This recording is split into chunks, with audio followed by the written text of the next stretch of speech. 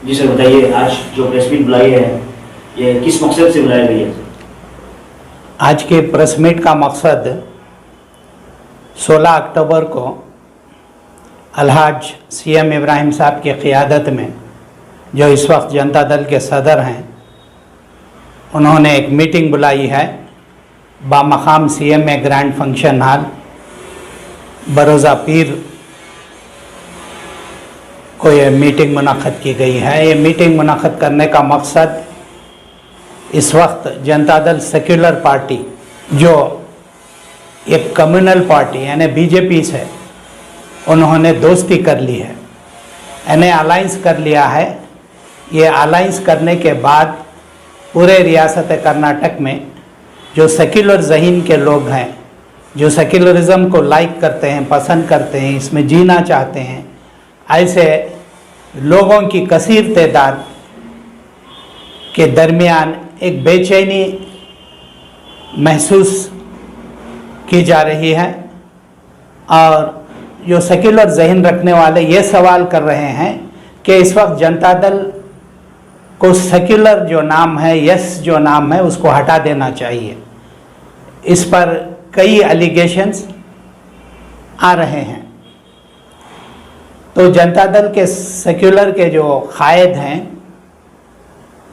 HD. Deve Gowda साहब, कुमारस्वामी साहब, उन्होंने जनता दल के सदर अला सीएम इब्राहिम साहब को बग़ैर इत्तला दिए कि उन्होंने दिल्ली पहुंचकर वहां अमित शाह से मुलाकात करके पार्टी को अलाइंस करने का ऐलान किया है। तब से न सिर्फ मुसलमान बल्कि पूरे सेक्युलर ज़हन रखने वाले लोग इस पार्टी से नाला हैं, बेजार हैं और गुस्से में भी हैं कि हमेशा कुमारस्वामी ने जनता दल को कम्युनल पार्टी में यानी बीजेपी में अलाइंस करने की हमेशा कोशिश करते हैं।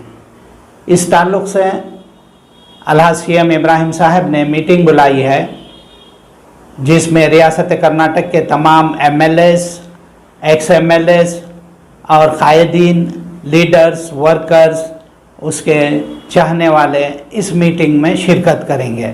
लिहाजा मेरी तमाम मिली इदारों से, समाजी इदारों से, सोशल वर्करों से, पार्टी के कैडर से गुजारिश है कि इस मीटिंग में आप शिरकत करें, अपने ख़यालात का इजहार करें। तमाम लोगों की राय लेने के बाद सीएम इब्राहिम साहब आगे का फ़ैसला क्या करना है इसका ऐलान करेंगे। क्या पार्टी में रहना है, रहकर काम करना है, या पार्टी में नहीं रहना है? नहीं रहना है तो आगे का लाहे अमल क्या होना चाहिए, ये तमाम फ़ैसले 16 तारीख को होंगे। लिहाजा तमाम से गुजारिश है कि आप बड़ी तादाद में इसमें शिरकत करें। सर, स्टेट के जो प्रेसिडेंट है सीएम इब्राहिम साहब, लोग उन्हीं पर जो है नाराज़गी जता रहे हैं, उन्हीं के खिलाफ वीडियोस बना रहे हैं, तो क्या लगता है सीएम इब्राहिम साहब पर जो है लोग भरोसा करेंगे? अब सीएम इब्राहिम साहब एक सीनियर कायद हैं, तजुर्बेकार कायद हैं और पूरे हिंदुस्तान के में उनकी एक पहचान है और उन्होंने ऐसे कारनामे अंजाम दिए हैं जो तारीख़ के सुनहरी लफ्ज़ों में लिखा जाना चाहिए। 1995 से के आगे जनता दल का वजूद ही नहीं था। एक सीएम इब्राहिम का फेस था जिसको देखकर रियासत कर्नाटक के तमाम मुसलमानों ने, जो बाबरी मस्जिद की शहादत के बाद कांग्रेस से नाला थे, बेजार थे, कांग्रेस को वोट देना नहीं चाहते थे, सीएम इब्राहिम साहब के एक ऐलान पर जनता दल को वोट दिया और जनता दल की हैसियत उस वक्त कर्नाटक में बनी और इसका एक चीफ मिनिस्टर नहीं बल्कि 4 बार जनता दल के चीफ मिनिस्टर्स इस रियासत में बने। इस पार्टी को इतना मकाम मिला मुसलमानों की दुआओं की खैर व बरकत से, ये पार्टी का चीफ मिनिस्टर जाकर हिंदुस्तान का प्राइम मिनिस्टर बना। प्राइम मिनिस्टर बनाने में भी सीएम इब्राहिम साहब का यह अहम रोल है जो तारीख़ में हमेशा याद किया जाएगा, लिखा जाएगा। सर, एमएलए इलेक्शंस के वक्त बहुत से लीडरों का जो ये कहना है कि इलेक्शन हारे सिर्फ सीएम इब्राहिम की वजह से। ऐसा बिल्कुल नहीं। क्योंकि सीएम इब्राहिम साहब बड़े ईमानदार और दियानतदार इंसान हैं। वो इसलिए कह रहा हूँ कि उन्होंने जिस पार्टी में भी रहे, चाहे कांग्रेस में रहो चाहे जनता दल में रहो, उन्होंने कड़ी मेहनत की है। इसकी मिसालें इस वक्त के वज़ीर आला हमारे सिद्धरामैया साहब, उनके साथ बहुत करीबी दोस्त रहे, उनको चीफ मिनिस्टर बनाने में भी उन्होंने अहम रोल अदा किया, और देवेगौड़ा साहब को चीफ मिनिस्टर बनाने में, प्राइम मिनिस्टर बनाने में भी अहम रोल अदा किया। बड़े मेहनती शख्स हैं। ये एक दिन में 2-2, 3-3, 4-4, 5-5 प्रोग्राम अटेंड करते हैं, और हर प्रोग्राम में हज़ारों लोगों से वो खिताब करते हैं, कन्विंस करते हैं, लोगों को हालात हाजिरा का उन्होंने इल्म पहुंचाते हैं। तब जाके हालात बदल कर सीएम इब्राहिम की तकरीरों को सुनकर वो तकरीरें वायरल होकर एक माहौल बनकर पार्टी को एक मकाम मिलता है। सर, चंद दिन पहले हमने देखा कि एक वीडियो में सीएम इब्राहिम की खुद की पार्टी के लोग जो है नाराजगी जता रहे हैं। वो कह रहे हैं कि सीएम इब्राहिम स्टेट प्रेसिडेंट बनने के लायक ही नहीं है। इस पर आपका क्या कहना है? नहीं, ये जो है ना बच्चे ही है, सब 2-4-5 साल सियासत में आकर हैं इनको सीएम इब्राहिम साहब का इल्म ही नहीं है कि वो कितनी काबिल शख्सियत हैं और कितना एक ताकतवर एनर्जेटिक लीडर हैं, उनको मालूम ही नहीं है। क्योंकि सीएम इब्राहिम साहब ने इकबाल अंसारी जैसे शख्स को एक गांव से उठाकर लाकर एमएलए बनाया, मेराजुद्दीन पटेल को एमएलए बनाया, उनको वजारत दिलाई, इकबाल अंसारी को भी वजारत दिलाई, और साथ साथ अब्दुल अजीम साहब जो एक ऑफिसर थे, रिटायरमेंट होने के बाद जनता दल में उन्हें शामिल करवाया। मोहम्मद इब्राहिम को केएमडीसी का चेयरमैन बनाया, अब्दुल करीम को माइनॉरिटी कमीशन का चेयरमैन बनाया, बल्खीस बानू को जेडपी का चेयरमैन बनाया शिमोगा में। इस तरह के बहुत सारे लीडरों को उन्होंने क़ियादत में, लीडरशिप में लाया, जिसके बहुत मिसालें कम मिलते हैं। यहाँ तक के शहर के कारपोरेटर्स, मुख्तलिफ कारपोरेटर्स सीएम इब्राहिम साहब की लीडरशिप में बड़ी तादाद में, एक 95-96 का दौर था, तकरीबन 19 मुस्लिम कारपोरेटर जीत कर आए थे। सर एक बात बताइए, सीएम इब्राहिम ने माइनॉरिटीज के लिए अब तक क्या किया है? सीएम इब्राहिम साहब की शख्सियत ऐसी है, अपने काम की वो पब्लिसिटी नहीं करते, लोगों में वो बात का प्रचार नहीं करते। उनकी तबीयत का एक ये बता रहा हूँ मैं।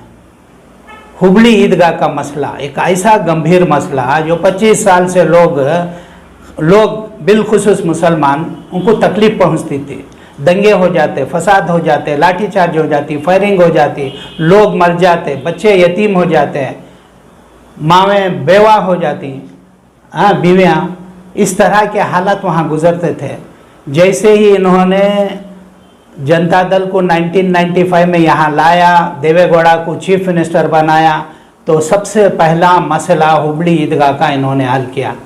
तारीखी फैसला है ये, इसे मुसलमान कभी भूलना नहीं चाहिए, हमेशा याद रखना चाहिए, इतना बड़ा कारनामा है।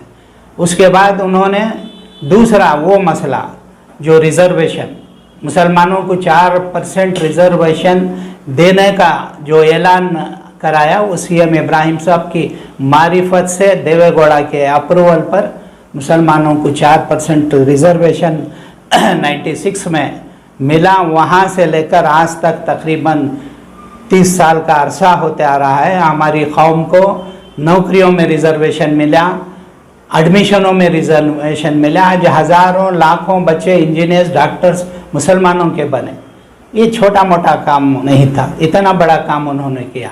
एक मुसलमान एक हिंदू भाई को, एक किसान को इस रियासत का चीफ मिनिस्टर बनाता है, क्या ये छोटा मोटा काम नहीं?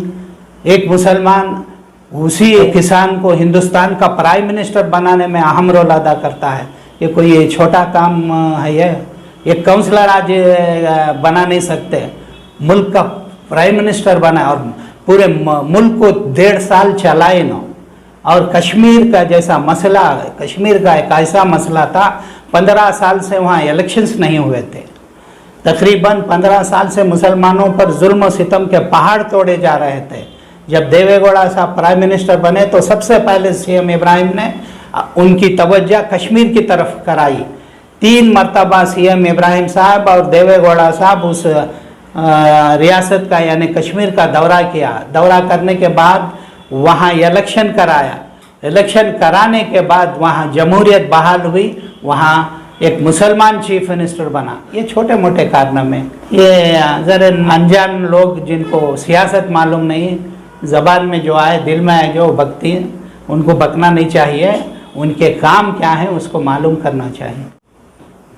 सर, आपके हिसाब से आपकी पर्सनली क्या राय है जेडीएस को लेकर?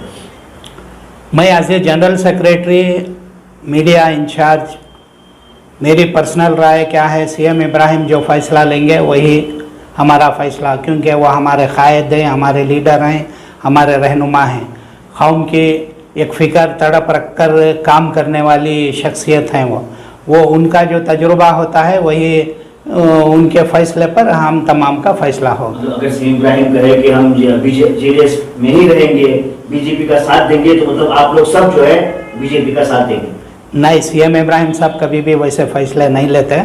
वो कौम के वास्ते निछावर होने वाली शख्सियत है, वैसे फैसले नहीं लेते। उन्हें बहुत दूरअंदेश लीडर हैं, क्योंकि दूरअंदेश लीडर होने की वजह ही वो आल कम्युनिटी के लीडर हैं। वो सिर्फ मुसलमानों के लीडर नहीं बल्कि आल कम्युनिटी के अवाम उनको चाहती है। सीएम इब्राहिम जिस जलसे को जाते हैं वहाँ सिर्फ मुसलमान नहीं, हर कौम के लोग उनको, उनकी तकरीर को, उनकी बातचीत को, उनके भाषण को सुनने आते हैं। इतनी बड़ी शख्सियत है।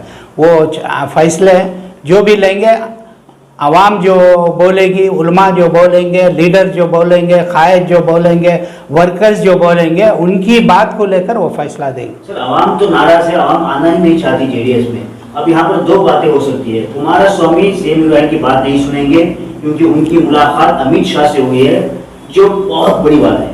और दूसरी बात, कुमारस्वामी सीएम इब्राहिम की बात नहीं सुनेंगे और सीएम इब्राहिम जो है कुमारस्वामी को कन्विंस नहीं कर सकते। तो या तो आप लोगों को जेडीएस छोड़ना पड़ेगा या फिर बीजेपी का साथ देना पड़ेगा। नहीं, ज़रूरत पड़ी तो हम सब मिलकर जेडीएस छोड़ देंगे। हम जेडीएस में नहीं रहेंगे। जहां हमारी कौम है, जहां हमारी कौम का मफाद हिफाजत से रहेगा, हम उसी पार्टी में रहेंगे। सर, अगर फर्ज करो कि आप लोगों को जेडीएस छोड़ना पड़ा तो क्या आप मजलिस से इत्तेहादुल मुस्लिमीन ज्वाइन करोगे या एसडीपी ज्वाइन करोगे? 16 तारीख को जो आवाम जो फैसला देगी, वो फैसला सुनने के बाद सीएम इब्राहिम अपना फैसला सुनाएंगे। और सीएम इब्राहिम साहब जो फैसला लेंगे वो कौम के हित में लेंगे, कौम के हक़ में लेंगे और कौम को सामने रख कर लेंगे। वही फैसला हम सबका फैसला हो। तो आखिर में आवाम के लिए क्या मैसेज है? आवाम के लिए यही मैसेज है कि इस मीटिंग में आए, सीएम इब्राहिम साहब को अपने मशवरों से नवाजें। सुबह 11 बजे ये प्रोग्राम शुरू होगा, ये 5 बजे तक इसका सिलसिला चलता रहेगा। सबको अपने ख़यालात इजहार करने का मौका दिया जाएगा। आप सब आए और आकर इसमें बड़ी तादाद में तमाम मिली समाजी इदारे, हमारे उलमाए कराम, दानिश्वरान हज़रात, मुफक्किरीन हज़रात सब इसमें जमा होकर अपने ख़यालात का इजहार फरमाएँ।